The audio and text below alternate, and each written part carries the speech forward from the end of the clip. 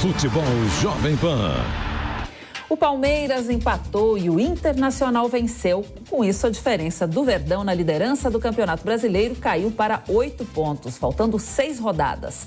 Hoje, mais um jogo vai ser realizado pela 32ª rodada. A reportagem é de Giovanni Chacon. E o final de semana terminou com muito futebol pelo Brasileirão. 6 jogos agitaram a Série A. No Rio, o Internacional bateu o Botafogo por 1-0 com gol de Brian Romero. O Inter é o vice-líder da competição e está próximo de confirmar a vaga na Copa Libertadores da América de 2023. Fora de casa, o Fluminense passou o trator para cima do Avaí e venceu por 3-0 com mais um gol de Germancano, artilheiro do campeonato. E aqui no Allianz Parque, tudo igual. Do jeito que começou, terminou. 0-0 para Palmeiras e São Paulo. E mais uma vez, o tricolor foi pedra no sapato da equipe palmeirense, líder do campeonato. O Palmeiras até teve um pênalti ao seu favor, mas a cobrança de Scarpa parou nas mãos de Felipe Alves. E mesmo com 2 homens a mais, o líder Verdão não conseguiu, mesmo jogando em casa, superar o rival São Paulo. Em Caxias, o Juventude empatou em 1-1 com o Atlético Goianiense e as equipes seguem no Z4. Na Arena da Baixada, o Atlético Paranaense venceu o rival Coritiba por 1-0 e teve outros 2 gols invalidados na partida. Já no Castelão, o empate em 1-1 entre Ceará e Cuiabá perdeu todo o foco por conta de invasão dos torcedores do time da casa, que estão insatisfeitos com o ano do clube. Invasão que também aconteceu na Ilha do Retiro, na Série B, no jogo entre Sport e Vasco. O clube do Recife ganhava por 1-0 até Raniel converter um pênalti e comemorar na frente da torcida adversária. Torcedores do Sport invadiram por um portão mal trancado e deu início a cenas lamentáveis na partida, que ficou paralisada por um bom tempo. De volta à Série A, nesta segunda, Bragantino e Santos fecham a rodada em jogo no Nabi Abichedi, em Bragança Paulista, às 8 horas da noite, horário de Brasília. E para comentar os assuntos do esporte, a gente recebe o narrador José Manuel de Barros. Bom dia, Zé. Seja bem-vindo. Zé, esse empate aí do Palmeiras e a vitória do Inter devem preocupar o palmeirense? Bom, certamente que os torcedores do Inter estão esfregando as mãos, mas eu não acho que seja motivo de preocupação, Cláudia, para o lado palmeirense. Ok, nas últimas 2 rodadas o Inter tirou 4 pontos. A diferença de 12 agora está em 8. O Inter ganhou os 2 últimos jogos e o Palmeiras empatou. No clássico de ontem, o São Paulo se superou. Jogou com muita raça, com muita vontade. O Felipe Alves, que é um goleiro inconstante, brilhou, defendeu até pênalti. Teve as suas bobagens, como o pênalti cometido pelo Caleri, de forma absurda, metendo a mão na bola. O Ferrarese, provocando a expulsão dele também no lance muito bobo. Ele até pediu desculpas para a torcida, mas o São Paulo foi valente, se superou. E essa pedra no sapato do Palmeiras, já que se você considerar que dos últimos 13 clássicos entre Palmeiras e os rivais do estado de São Paulo, ele só não ganhou 3 jogos. Foram 2 derrotas para o São Paulo e um empate de ontem para a equipe tricolor. Mas em relação à diferença ali na classificação, esses 8 pontos, essa diferença é muito grande ainda. Restam 6 rodadas para terminar o Campeonato Brasileiro. Palmeiras vem de 2 empates. Se ele empatar esses 6 jogos, o Inter precisa ganhar 5 dos 6 que ele tem para ser campeão. Não é impossível, mas é tão difícil quanto o Palmeiras ficar essas rodadas todas sem ganhar. O próximo jogo será contra o Avaí em casa. O Avaí lá na zona do rebaixamento e o Palmeiras sábado é muito favorito contra o time de Santa Catarina. Ou seja, eu mantenho a minha opinião. Para o Palmeiras é saber em que rodada ele será o campeão brasileiro. Acho que esses 2 últimos resultados não interferem nesse favoritismo do Palmeiras de ser o campeão nessa temporada. E o Corinthians, Zé, viajou para Goiás, mas não jogou. Que polêmica é essa? Pois é, foi um final de semana triste para o futebol. Começando com esse jogo de sábado que não aconteceu, claro que cada um vai puxar a sardinha para o seu lado, vai defender os seus interesses, né? Mas não foi uma coisa, um fato de última hora que levou ao cancelamento do jogo. Já vinha uma briga judicial. Torcida do Corinthians vai poder ver o jogo no estádio? Não vai. Aí entra liminar daqui, pode, daqui a pouco não pode, e não chegaram a uma solução para evitar que o jogo fosse cancelado. Para mim, várzea, né? E para completar, o domingo foi pior. A gente esperava que nada de pior pudesse acontecer depois do adiamento de um jogo numa rodada do Campeonato Brasileiro em 2022. Tivemos cenas lamentáveis em 2 estádios ontem, né? Na Série A, em Fortaleza, no jogo do Ceará contra o Cuiabá. E olha, exatamente depois que o Jô empatou para o Ceará, teria 7, 8 minutos para tentar a virada e ganhar o jogo. Começou a briga na arquibancada. Primeiro, torcedores, para fugir da briga, começaram a levar crianças para o gramado. Depois, outros torcedores invadiram o gramado para tirar satisfação, para ir para cima dos jogadores do Ceará, que, por seu turno, correram para os vestiários. Ou seja, sem segurança, o árbitro interrompeu a partida e encerrou a partida. E na Série B do Campeonato Brasileiro, outro fato lamentável, muito lamentável, pior ainda, foi em Recife, no jogo Sport e Vasco da Gama. O Sport ganhava, houve um pênalti, o VAR confirmou, aliás, atendendo ao VAR, o árbitro marcou, o Raniel bateu o pênalti, fez o gol e foi comemorar na frente da torcida do Sport. Na súmula, o árbitro relatou que, além disso, inclusive o jogador recebeu amarelo e foi expulso, o Raniel, também teve um jogador do banco que jogou um tênis na torcida.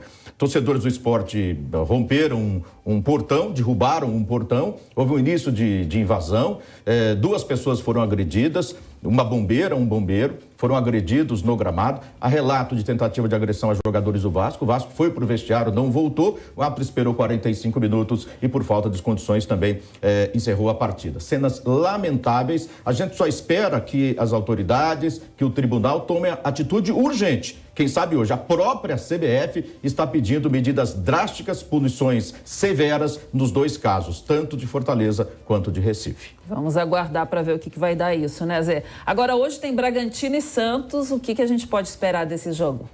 Bom, o Santos Futebol Clube precisa da vitória. Agora vamos falar de vôlei um pouquinho, Zé. As nossas meninas ficaram aí com a medalha de prata no Mundial. Foi uma bela campanha, né? Mas faltou, o que faltou aí, na sua opinião, para vencer esse título? Bom, na verdade, quando a competição começou, todo mundo listava ali que Estados Unidos, Itália, Sérvia, né, seleções que estavam à frente do Brasil, talvez até a China, né, que eram mais favoritas que a seleção brasileira, que está sendo reformulada. Depois da medalha de prata nas Olimpíadas, o Zé Roberto Guimarães iniciou uma reformulação. Pelo menos 9 jogadores nunca disputaram essa competição, um mundial. O Brasil chegou longe, na verdade. Chegou tão longe que passamos a acreditar na possibilidade, quem sabe, de um título inédito do Mundial. Mas o Brasil não era favorito contra a Itália na semifinal. Ganhou o jogo, se superou. E não era favorita para o jogo de ontem contra a Sérvia. A Moscovite fez um grande jogo, especialmente a partir do 3º set, e o Brasil não conseguiu parar o ataque. A Sérvia funcionou como um reloginho, né? Recepcionou bem, armou bem, atacou bem, fez tudo certinho. E o Brasil não repetiu aqueles jogos de superação, né? Não conseguiu receber bem, né? Atacar bem, enfim, mostrou mais defeitos do que virtudes que ela havia demonstrado em partidas anteriores. Mas o trabalho continua. E, diferente de outras ocasiões, não é uma prata para se lamentar, pelo menos na minha avaliação, é uma prata para comemorar. Que o Brasil, quem sabe a partir daí, pode seguir melhorando para chegar forte nos Jogos Olímpicos. Bom, a gente tem agora uma informação aí sobre o Neymar, que começa a ser julgado hoje na Espanha por acusações de fraude e corrupção. Os promotores pedem uma pena aí de 2 anos de prisão e multa de quase 10 milhões de dólares ao jogador por subnotificação no valor real da transferência dele do Santos para o Barcelona em 2013. Nós vamos conversar agora com o nosso correspondente internacional, Luca Bassani. Bom dia, Luca, bem-vindo. Luca, o Neymar foi dispensado de acompanhar esse júri, né?